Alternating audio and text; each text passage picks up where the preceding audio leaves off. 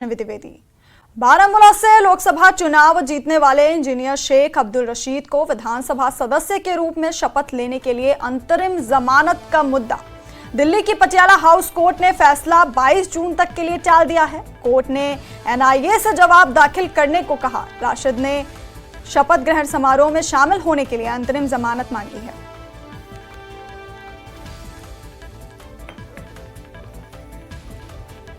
Matter 22 तारीख के लिए एडजर्न हो गया है क्योंकि they are 3 specific dates to take oath, 24, 25, 26। लेकिन स्पेसिफिक डेट कौन सी है अभी तक पार्लियामेंट ने भी रिलीज नहीं करी है। देयरफॉर एनआईए को डायरेक्शन गई है कि इन तीनों डेट्स में से हम कौन सी डेट में ओथ ले सकते हैं। उसके अलावा और एनआईए ने स्टार्टिंग में कुछ आपत्ति भी जताई थी कि भाई क्यों जाना जरूरी है, नहीं भेजा जाना। नहीं, ऐसा कुछ नहीं है। इन द स्टार्टिंग उन्होंने ऐसा कोई ऑब्जेक्शन नहीं लिया था। उनका ऑब्जेक्शन अभी मोडालिटीज को लेके था कि ये एग्जीक्यूट कैसे किया जाएगा, नंबर 1, एंड नंबर 2 इसी चीज पे था कि स्पेसिफिक डेट कौन सी है। That is all. सुरक्षा के बारे में भी एनआईए ने कुछ कहा? अभी के लिए सुरक्षा के लिए कुछ नहीं कहा है, लेकिन हाँ जो भी सुरक्षा की बात होगी हो सकता है 22 तारीख को उसके बारे में बात की जाए। तो सर ये 22 तारीख को क्या स्पेशल कोर्ट ये मैटर सुनेगी या कोई ड्यूटी? ये sir actually as per the courts vacation court जो भी उस समय बैठेगा उन्हीं के पास जाना चाहिए, but we don't know, we'll have to see the rules. पोंचो सोरनकोट तहसील के बिरमंगला ढेर जंगल से अज्ञात आतंकियों ने एसओजी टीम पर 3 से 4 राउंड फायरिंग की। इसके बाद एसओजी और राष्ट्रीय राइफल्स ने इलाके को घेर कर सर्च ऑपरेशन शुरू कर दिया है। इस बीच पुंछ से अतिरिक्त एसओजी अधिकारियों को भी घटनास्थल पर भेजा गया है, लेकिन फिलहाल सुरक्षा बलों और आतंकवादियों के बीच कोई संपर्क स्थापित नहीं हो सका है।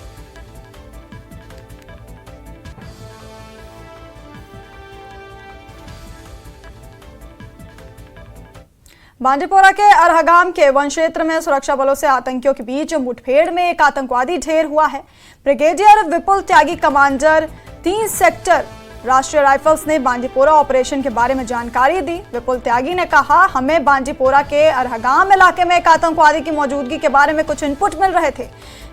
हमने इस इलाके को निगरानी में रखा था। 16 और 17 जून की रात को हमें इसके बारे में एक खुफिया इनपुट मिला। उस आधार पर हमने इलाके में सीआरपीएफ और जम्मू कश्मीर पुलिस के साथ मिलकर एक संयुक्त अभियान चलाया, जिसमें आतंकवादी उमर लोन मारा गया। वो 2018 से सक्रिय आतंकवादी था और ए श्रेणी का आतंकवादी था। वो युवाओं को आतंकवाद में भर्ती करने और कई हत्याओं में शामिल था। उसका खात्मा सुरक्षा बलों के लिए एक बड़ी सफलता है।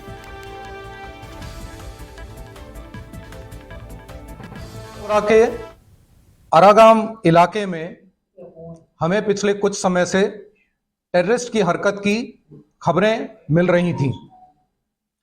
इस इलाके को हमने लगातार पैनी निगाह में रखा हुआ था। रात 16-17 जून को हमें एक स्पेसिफिक इंटेलिजेंस मिली, जिसके बेस पर Indian army, Jammu Kashmir police और सीआरपीएफ ने एक जॉइंट ऑपरेशन लॉन्च किया। इस ऑपरेशन के दौरान हमारी एक एम्बुश पार्टी को कुछ संदिग्ध हरकत दिखाई दी। यकीन करने पर एम्बुश पार्टी ने टेररिस्ट पर फायर खोला और इस मुठभेड़ में एक टेररिस्ट उमर लोन, जो कि वुसनखुई पट्टन का रहने वाला था, उसको मार गिराया। उमर लोन 2018 से एक्टिव एक कैटेगरी ए का टेररिस्ट था और वर्तमान समय में एलईटी और टीआरएफ से जुड़ा हुआ था। उमर लोन कई टेररिस्ट एक्टिविटीज जैसे कि रिक्रूटमेंट, ओजीडब्ल्यू का नेटवर्क चलाना और इलीगल किलिंग्स में शामिल था। उमर लोन का एलिमिनेशन सिक्योरिटी फोर्सेस के लिए एक बड़ी कामयाबी है। पिछले कुछ हफ्तों में Indian army, Jammu Kashmir police और सीआरपीएफ ने हाई ऑपरेशनल मोमेंटम बनाया हुआ है, जिससे हमें कई कामयाबियां मिली हैं और कई पुराने टेररिस्ट को खात्मा किया गया है। इस कार्रवाई में हमें आवाम का भी भरपूर सहयोग मिला है और आने वाले समय में यह कार्रवाई इसी जोश के साथ बरकरार रखी जाएगी। धन्यवाद। जय हिंद। और लगातार तीसरी बार केंद्रीय मंत्री बनने के बाद पहली बार जम्मू पहुंचने पर डॉक्टर जितेंद्र सिंह का भव्य स्वागत किया गया। जम्मू एयरपोर्ट पर बीजेपी कार्यकर्ता काफी उत्साहित दिखे। जम्मू में गर्मी होने के बावजूद बड़ी संख्या में कार्यकर्ता वहां जुटे और डॉक्टर जितेंद्र सिंह का स्वागत किया। जो है रिस्पॉन्ड दे रहे हैं। केंद्रीय मंत्री डॉक्टर जितेंद्र सिंह जम्मू में पीएम किसान योजना के तहत किसानों के लिए जारी विमोचन समारोह में शामिल हुए। सिंह ने जम्मू के प्रगतिशील किसानों को बधाई दी। जितेंद्र सिंह ने कहा कि हाल के चुनाव में युवाओं ने साफ संदेश दिया है कि वो विकास चाहते हैं। उन्होंने कहा कि लोकसभा चुनाव हो चुके हैं और जल्द ही जम्मू कश्मीर में विधानसभा चुनाव होंगे। भद्रवाह से जो अरोमा मिशन ने जिसका जन्म लिया, एक बड़े छोटे स्केल पर प्रारंभ किया गया था। हमें मालूम नहीं था कहां तक कामयाब हो पाएंगे। आज उसकी चर्चा देश भर में, विदेश में की जा रही है। भद्रवाह में आ रही है हिमाचल प्रदेश से टीम, हमारे डायरेक्टर यहां बैठे हैं, उत्तराखंड से टीम, नागालैंड से, अरुणाचल से, लेकिन अभी इसी प्रदेश में अभी उसका प्रचार इतना नहीं हो पाया। इन्होंने लेवेंडर फेस्टिवल किया तो हिमाचल प्रदेश के मुख्यमंत्री ने अपनी टीम व्यक्तिगत हस्तक्षेप करके भेजी। उत्तराखंड के धामी साहब ने स्वयं, मुख्यमंत्री ने हस्तक्षेप करके कहा कि हमारे यहां भी इसका कार्यक्रम प्रारंभ किया जाए। 3-4 हजार स्टार्टअप वहां पर इस समय तैयार हो चुके हैं केवल उस क्षेत्र में। अब ये डुड्डू, बसंतगढ़ और बिलावर की तरफ भी बढ़े हैं। और ये सिर्फ मैं कह रहा हूं, ये विभाग कह रहा है, इसलिए नहीं। अगर ऐसा ना होता तो 26 जनवरी को कर्तव्य पथ पर 26 जनवरी की जो झांकी है वो ना होती, क्योंकि वो बड़ी स्क्रूटनी के बाद वहां पर झांकी में सम्मिलित किया जाता है। इस बार की थीम अरोमा मिशन रखी गई। लेकिन जो हमारी मानसिकता में धर कर गई है सरकारी नौकरी, कि 3000 की नौकरी के लिए हम धूप में बैठे धरना लगाते रहे, हमारे बच्चे भी खुश है, नारेबाजी हो जाती है, दूसरे दिन अखबार वाले फोटो छाप देते हैं, वो मन ही मन मुस्कुराते हैं, बड़े कामयाब हो गए इस क्रांतिकारी आंदोलन में, और माता पिता भी उनको उसी राह पे चलाते हैं। और ये बच्चे लाखों रुपए में खेल रहे हैं, जिन्होंने इस लेवेंडर कल्टीवेशन में अलग अलग तरह के, और मैं चाहूंगा कि हमारा और ज्यादा समन्वय हो जाए IIIM से, CSIR से, हम इसका भरपूर लाभ ले सकें। लेकिन क्या हमने महसूस किया कि इस चुनाव के द्वारा भी इस बार नौजवान ने एक बहुत बड़ा संदेश दिया है। जैसे वह अल्लामा इकबाल ने कहा था कि मजहब ना चाहिए, मुझे ईमान चाहिए, कि विभाजन और तकसीम से उठ करके मुझे विकास चाहिए, मुझे खुशहाली चाहिए।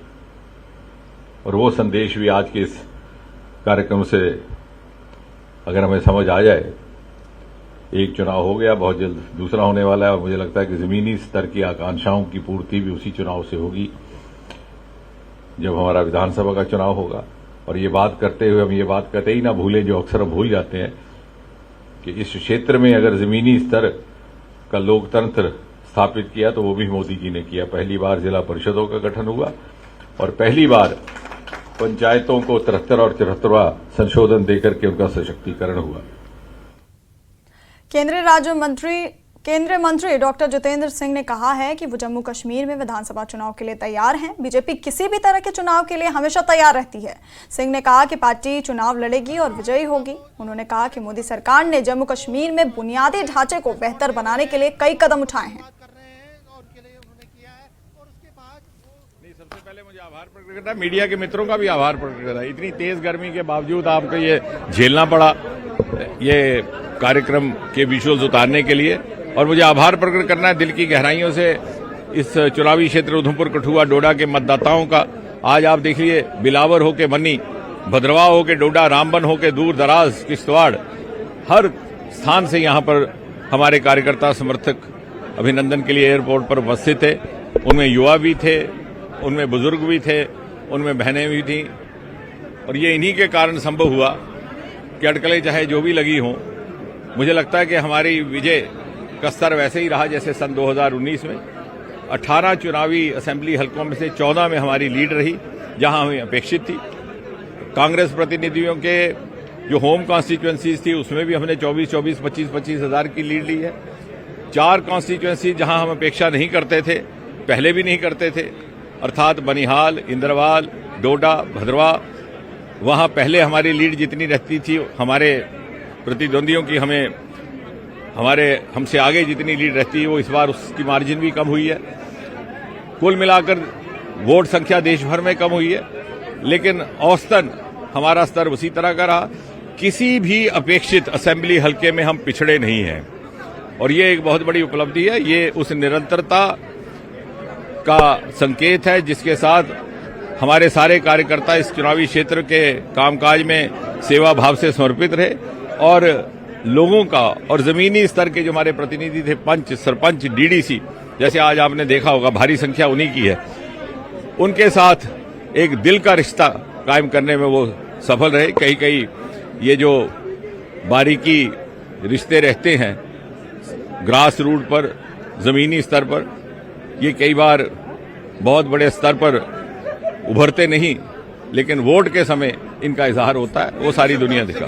No, I think that is also in fact an indicated of the fact that in the last 10 years and now of course this is the 11th year, there has not been a single day when this constituency and our entire team of workers has not dedicated itself to the work of development in the constituency. So even within a week of having been sworn in, we have started this. I am glad that this is one of the most important game changers. We had been trying for it for the last 6-7 years.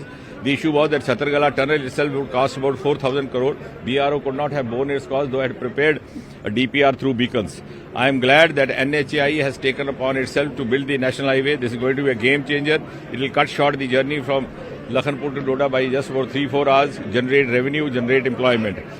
Besides this, the Sudmahadev is another highway which nobody had imagined, nobody had thought, because those are the small villages where people had not even seen an automobile, which includes my village. Today we are going to have a national highway and all those villages of Kalota, Hambal, Bargana going to get connected. So I think this is something remarkable which is possibly a role model for the other constituencies. But I have to again very humbly convey my gratitude to the people of this constituency who have been a constant source of inspiration for us to work day and night. और इस बार योग दिवस का सबसे महत्वपूर्ण आयोजन श्रीनगर में होगा। आयुष राज्य मंत्री प्रताप राव जाधव ने ये जानकारी दी। ये आयोजन शेर कश्मीर इंटरनेशनल कन्वेंशन सेंटर में होगा। गौरतलब है कि इस बार प्रधानमंत्री नरेंद्र मोदी भी श्रीनगर में योग दिवस मनाएंगे। 2015 में हमें पता है कि सबसे पहले दिल्ली में प्रमुख कार्यक्रम हुआ था, माननीय प्रधानमंत्री ने लीड किया था। उसके बाद 2016 में चंडीगढ़, फिर लखनऊ, फिर देहरादून, रांची, कोविड के समय में 2 वर्षीय वर्चुअल मोड में भी हुआ बड़े स्तर पर, और 2022 में मैसूरू में हुआ। पिछले वर्ष माननीय प्रधानमंत्री जी न्यू हेडक्वार्टर में इसको लीड किया और माननीय उपराष्ट्रपति महोदय ने जबलपुर में इसको लीड किया। इस वर्ष ये मुझे आपको बताते हुए बहुत हर्ष हो रहा है, माननीय मंत्री जी इसको विशेष रूप से जानकारी देंगे। इस वर्ष का जो प्रमुख कार्यक्रम है श्रीनगर में होने जा रहा है। 2021 का जो 21 जून का कार्यक्रम है श्रीनगर में होगा, शेर कश्मीर कन्वेंशन सेंटर में ये इसका आयोजन होने वाला है। प्रत्येक वर्ष सेपरेट थीम होती है। इस वर्ष का जो योग का थीम है वो है योग फॉर सेल्फ एंड सोसाइटी, स्वयं एवं समाज के लिए योग, और उसको हम आगे बढ़ा रहे हैं, दुनिया भर में इसको डिसेमिनेट कर रहे हैं। रुकेंगे एक छोटे से ब्रेक के लिए, बने रहिए हमारे साथ।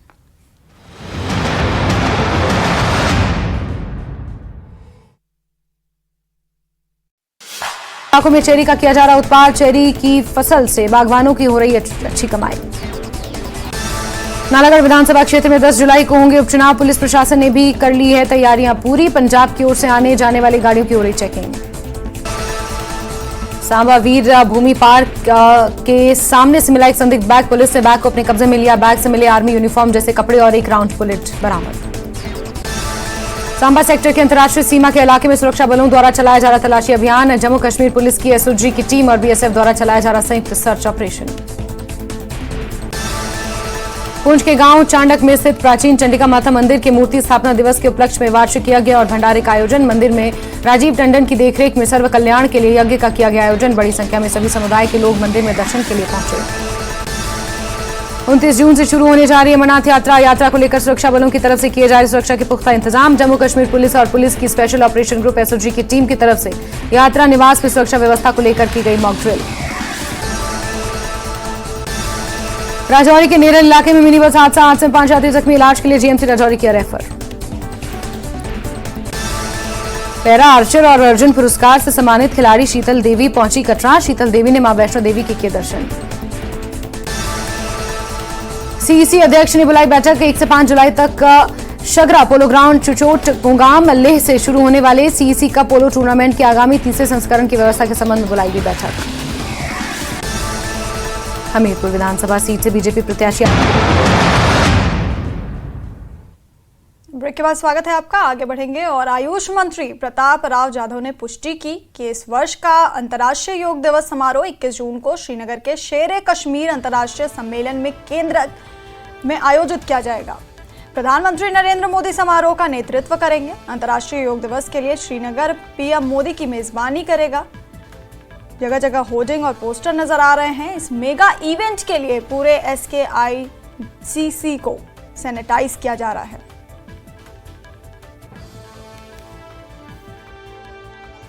जब प्रधानमंत्री नरेंद्र मोदी ने यूनाइटेड नेशंस को एक चिट्ठी लिखी और उसमें कहा कि कैसे योगा एक इंटरनेशनल डे की तरह सेलिब्रेट किया जाए, आज ठीक 10 साल बाद इस वक्त हम श्रीनगर के SKICC कन्वेंशन सेंटर पर खड़े हैं, जहां पर 21 तारीख को प्रधानमंत्री नरेंद्र मोदी पूरे कश्मीर के साथ योगा डे सेलिब्रेट करेंगे।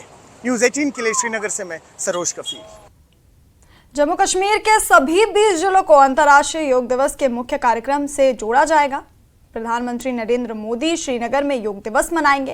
केंद्रीय राज्य मंत्री डॉक्टर जितेंद्र सिंह ने इसका खुलासा करते हुए कहा कि इस कार्यक्रम से कम 50,000 लोग जुड़ेंगे।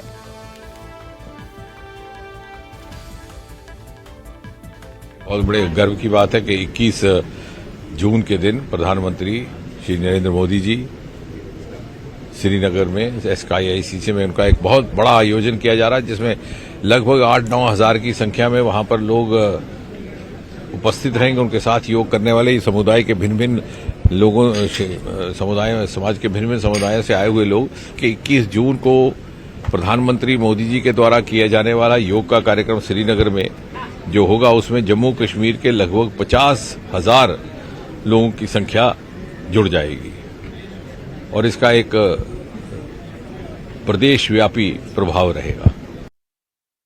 गृह राज्य मंत्री नित्यानंद राय ने पुलवामा जिले के मलिंगपुरा इलाके में स्थापित कृषि विज्ञान केंद्र का दौरा किया। यात्रा के दौरान मंत्री नित्यानंद राय ने केवी फार्म में कृषि और बागवानी क्षेत्र में किए गए कार्यों की समीक्षा की।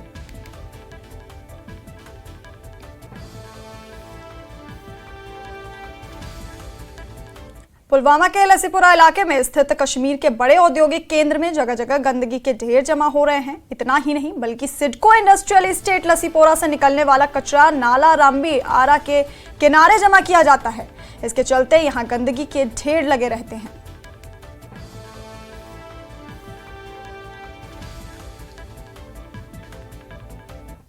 श्री अमरनाथ जी यात्रा इस वर्ष 29 जून से शुरू हो रही है। जम्मू में होटल व्यवसायिक और व्यापारिक लोगों ने अमरनाथ यात्रियों के लिए भारी छूट की घोषणा की है। All Jammu hotels and lodge association ने अमरनाथ यात्रा के यात्रियों के लिए 30% छूट की घोषणा की है। ढाबा मालिकों ने भी यात्रियों के लिए छूट की घोषणा की है। जम्मू के इन होटल व्यवसायियों और दुकानदारों का कहना है कि वो चाहते हैं कि यात्रियों को आरामदायक यात्रा मिले और इसलिए वो हर साल उन्हें छूट की पेशकश करते हैं।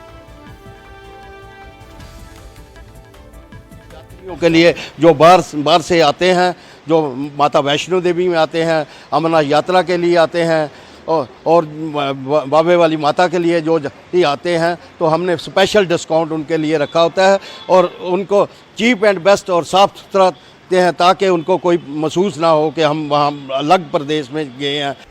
डिस्काउंट यही है कि हमारे रेगुलर कस्टमर जो हैं उनके लिए हमने क्वालिटी जो है वो स्टॉक करके रखी होती है। जो बेस्ट क्वालिटी का अखरोट होता है, उनको ज़्यादा पैसों से ज़्यादा उनको वो नहीं होता, उनको यह क्वालिटी चाहिए होती है उनको, तो उनको बड़े रीज़नेबल प्राइस में हम अच्छी क्वालिटी के वॉलनट्स, सैलमंड्स, बहुत आइटम जितनी भी हमारी है, अंजीर हो गया, खजूर हो गया, यहाँ के राजमा बड़े फेमस है, तो बहुत सी आइटम्स होती हैं हमारे पास जो कस्टमर लेके जाते हैं और वो फिर अपने वहाँ पे एज ए प्रसाद उसको बांटते हैं। तो आप उम्मीद कर रहे हैं कि अच्छा इस बार ही देखने को मिलेगा यहाँ पे रश।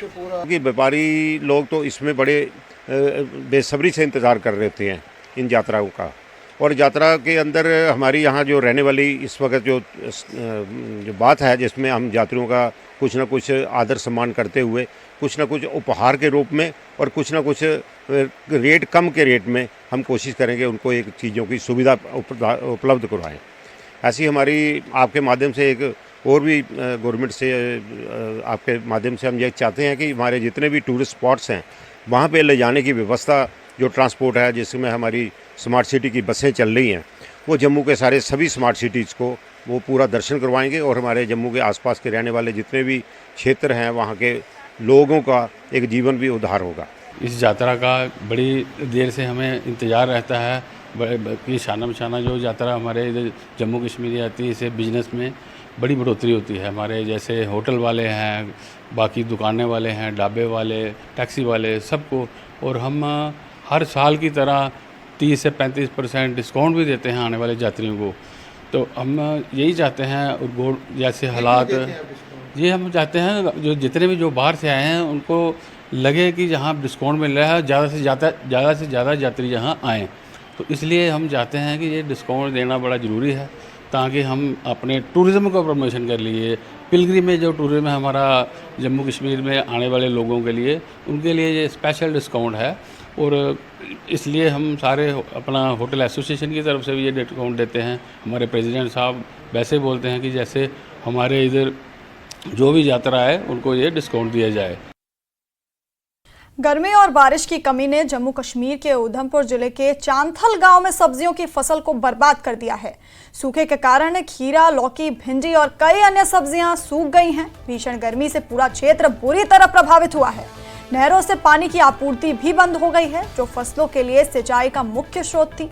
किसानों का कहना है कि पानी की कमी की वजह से काफी नुकसान हुआ है।